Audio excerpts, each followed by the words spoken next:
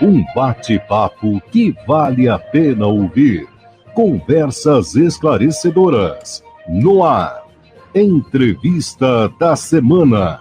Muito bom, agora 11h43 na Prudente News, 11h43. De volta por aqui com mais informações. Já estamos ao vivo por aqui no Auto Rádio Show. Também você que acompanha a gente nas redes sociais, aqui no site prudentenews.com.br.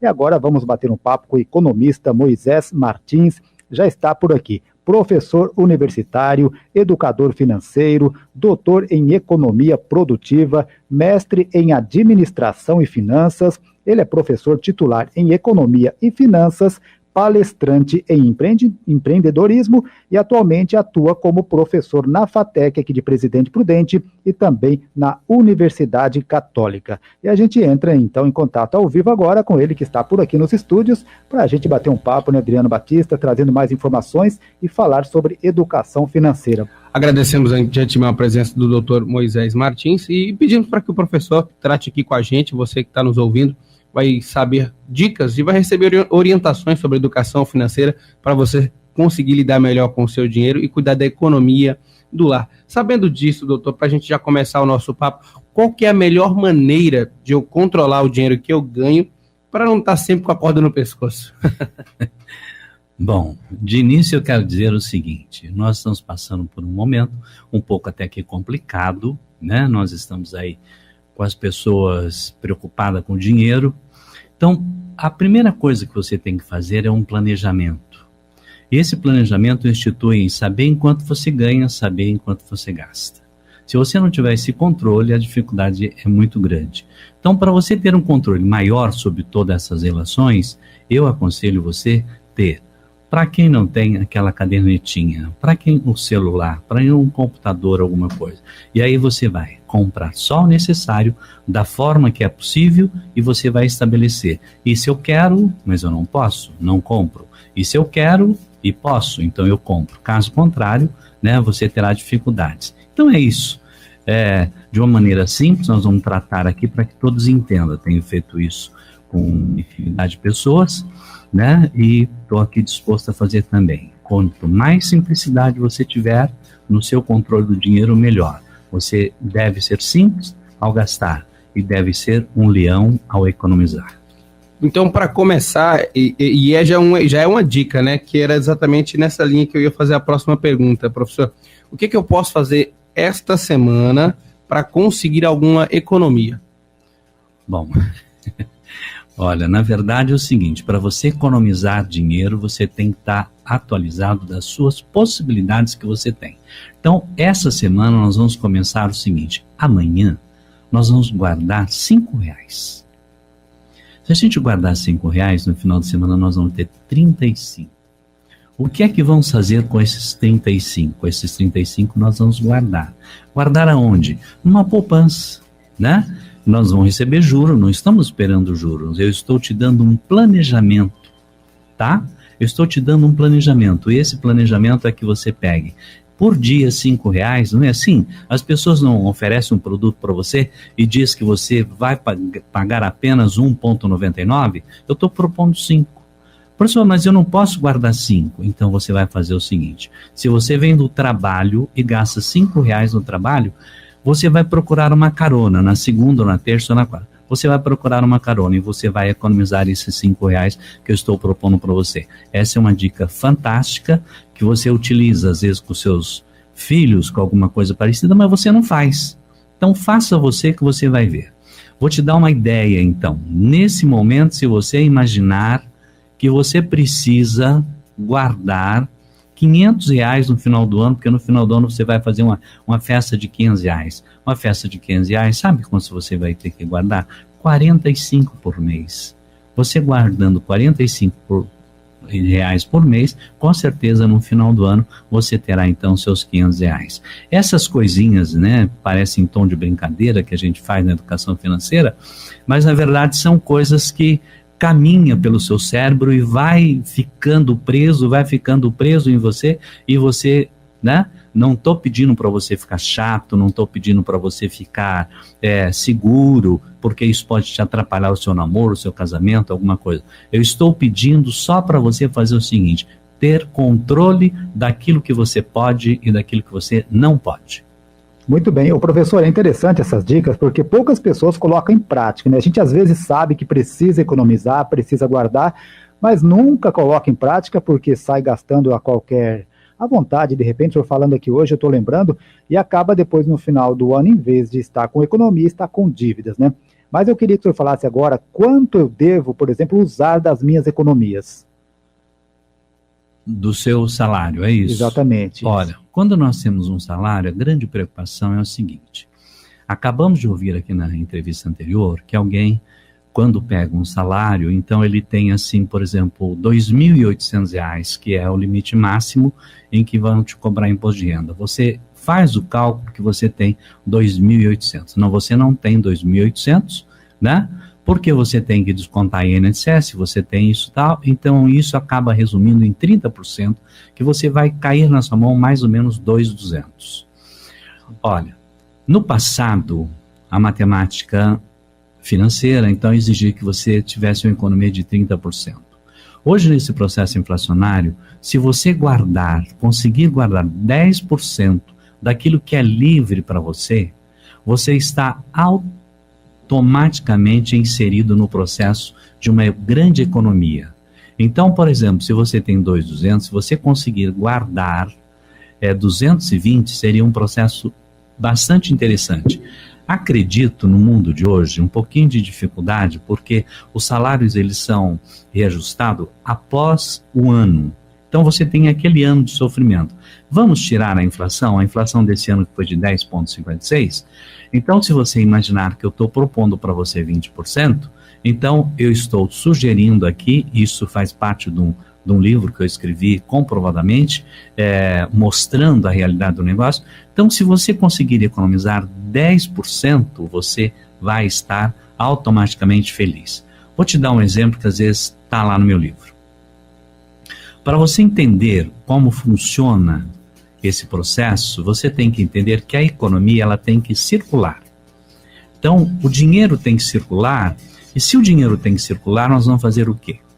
Vou te contar uma historinha bem legal, né? Se depois tiver que cortar o tempo, só para você entender, que eu acredito que os ouvintes vão ficar bastante interessados nisso. Vamos imaginar que eu seja um vendedor de sapatos. Eu saio e vou a uma determinada cidade vender os sapatos. A partir do momento em que eu vou vender os sapatos, eu chego lá, vou até o hotel e falo, vou te dar uma nota de R$100 aqui. Dando a nota de R$100, a pessoa fala assim, graças a Deus, esse professor apareceu e eu vou pegar esses R$100 e vou pagar o supermercado que eu estava devendo. Vou ao supermercado, o supermercado pega, graças a Deus, e eu vou pagar para o entregador de verduras. Depois eu vou ao fornecedor lá no sítio. Lá no sítio, a hora que eu chego para entregar, a nota está circulando, a hora que eu chego para ele entregar, ele olha e diz assim, eu estou devendo lá no hotel, que os meus parentes vieram até aqui, eu não consegui pagar o hotel. Ele pega os R$100, vai lá no hotel e paga. Essa nota circulou em 10, 15, 20, 30 lugares e está lá no hotel. Imediatamente, o dono do hotel segura, só que 6 horas da tarde eu chego e falo, olha, eu não consegui vender um par de sapato, eu não consegui fazer nada com esse dinheiro, alguma coisa parecida, eu não consegui, eu quero ir embora. Não, fica aqui depois. Ele acaba me devolvendo o dinheiro e eu venho embora da minha cidade, venho para Presidente Prudente. Vamos analisar isso aí. Esses R$100, sabe o que aconteceu? Ele circulou em todo mundo, ninguém deve mais para ninguém, tá? E eu vim embora com o dinheiro, é claro que tive prejuízo da gasolina, alguma coisa. Então, o grande segredo é você fazer circular a moeda. Mas você faz circular aquela moeda em que você tem. Então, se você tem 2.200, se você guardar R$100, ela está morta. Ela fica ali porque você vai colocar para circular só no final do ano. E os outros 2.100 você põe em circulação, porque o país precisa, nós precisamos, todos nós precisamos. Então, a função é o seguinte, no máximo, né, você aí guarde 20, 30, porque pode isso te fazer falta. Se vai se fazer falta, não justifica você ficar devendo um cheque especial, você fazendo isso. Pegue o teu salário e guarde 10% que você vai ser feliz pro resto da vida. Professor, aproveitar que você citou o nome supermercado no meio da sua história, Eu queria que o senhor passasse dicas para que a pessoa possa economizar na compra do supermercado. Que tipo de dica o senhor pode falar para essas pessoas? Olha, quando você vai ao supermercado, a primeira ideia, você sai de casa com uma lista pronta. Vai com a lista pronta e pesquisa. Hoje está muito seguro, pesquisa no teu celular os preços menores, tá? Uma relação bastante interessante que a gente tem parece brincadeira, mas ela é verdade. Você não deve comprar por impulso, em hipótese alguma, né? As promoções você precisa tomar cuidado, que as promoções às vezes não equivalem à realidade. Então, quando nós estamos querendo que você vá ao supermercado, que você traga coisas para sua casa, leve no planejamento, compre só o necessário, evite o desperdício, principalmente nesse momento. E uma coisa fundamental que a gente tem, olha, não comprar depois do almoço. Sabiam disso? Não comprar depois do almoço? Por quê, doutor? Exatamente, porque quando você sai do almoço, você vai para o almoço, alguma coisa, almoçou num hotel, num restaurante, alguma coisa, e entra no supermercado. Nesse momento, porque a compra ela é feita por onde? Né? Eu sinto vontade de comprar. Não, você compra simplesmente pela visão. E quando você compra pela visão, e quando você se alimenta, o órgão que mais se apodera da alimentação é a visão. Então você está infeliz. Tudo que você vê pela frente, você compra. Então essa história são histórias do marketing, mas que dá para você entender claramente. Então, ir ao supermercado com planejamento, né? De preferência, leve a sua listinha, compre só aquilo que é necessário, fazer uma pesquisa e ver se está dentro das suas possibilidades. Caso contrário, vamos deixar para comprar o mês que vem, pronto, e acabou. Professor, para tratar da economia financeira, da educação financeira, em que momento o senhor entende que deve ser iniciada a educação financeira na vida de uma pessoa? Olha, isso também faz parte, né, aí de um livro que a gente escreveu há algum tempo. A educação financeira, ela começa exatamente a partir do momento em que a criança começa a entender o que é dinheiro. A partir de 2 anos você já pode. E quando a gente fala em educação financeira não é o corte dizendo não. É mostrando o que pode, que é diferente do que você falar o que não.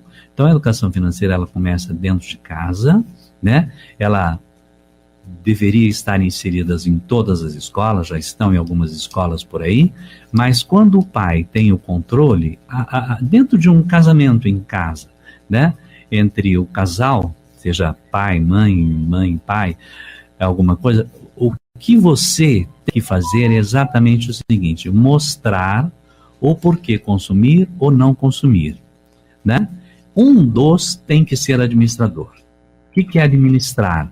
É dizer não, muito pelo contrário. Administrar é dizer sim, e dizer sim mostrando quais são os efeitos positivos daquele sim, tá? Não é dizer não e falar quais são os efeitos positivos do não. Isso não existe, tá? Então, quando nós falamos de educação financeira, a tua pergunta bem pontual, deve começar logo aos 2 anos de idade. Então, às vezes o pai fala o seguinte: olha, eu vou depositar você, meu filho, deposita o dinheiro no cofrinho que eu vou abrir uma continha para você. Tá, ele vai abrir uma poupança e ele espera um juro. Poupança não é juro, poupança é atualização. Então, quando você coloca o dinheiro exatamente no cofre, você está só fazendo a educação financeira do seu filho ou alguém da sua casa. Você não está dizendo que se ele fizer aquilo, ele vai ficar rico, mas se ele fizer aquilo, ele vai ver melhor. Perfeito. Muito bom, estamos batendo papo com o economista, trazendo informações para você aqui ligado, Moisés Martins. Temos o nosso amigo Ronaldo, ele mandou um áudio aqui, eu vou rodar rapidinho, professor, para o senhor tentar explicar. Nós falamos de economizar, desta educação financeira que é muito importante, e olha só a dúvida do Ronaldo Vilas Boas que mandou para a gente. Oi, Del, bom dia, aqui é o Ronaldo que está falando. Del, eu queria aproveitar a oportunidade, não sei se dá para o professor responder essa pergunta, mas se ele pudesse comentar sobre aquela situação, quando a pessoa, quando a gente se propõe a guardar dinheiro, a gente não consegue. Mas quando a gente faz um compromisso de pagar um boleto, pagar um carnê, a gente consegue pagar.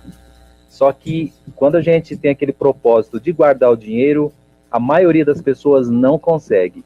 Se ele pudesse comentar sobre isso aí, sobre esse efeito psicológico, vamos dizer assim. Obrigado, Del. Um bom sábado para vocês e um ótimo final de semana para os nossos ouvintes aí do Auto Rádio Show.